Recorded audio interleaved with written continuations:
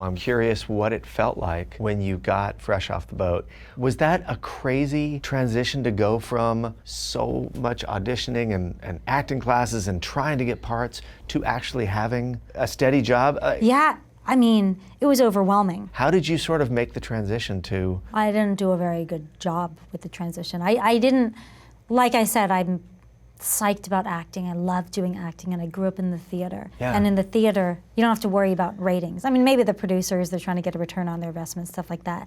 Like, even though I thought it was the same thing, I thought acting on TV and films the same thing as acting on stage. But when you're on a TV show and they're turning out scripts and you have to like wait for lighting setups and then you have to turn the set around and you have to like do press and then you have to answer questions about what it means and everything like that. Not that I didn't enjoy that, because that was an interesting exercise for me, like doing press for the first time, but it was just a different beast. There was so many more elements that I did not know were there and that I had no model for how to handle them. Right. But actually the best thing about Fresh Off the Boat for me has been, and that's what you say about how lucky you are to have this thing you can go to every day.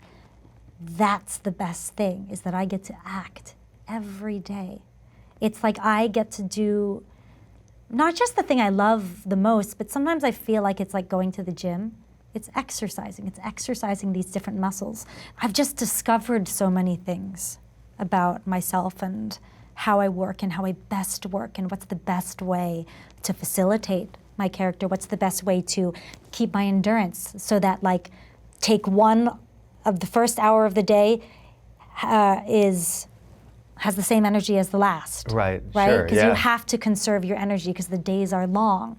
You know, one thing I learned is like, towards the beginning of my career was I try to be like all like nice to everybody and like start a conversation with everybody, small talk with everybody to show that like I'm excited to be here and I'm amenable and everything, and then I would be exhausted by the last take of the day.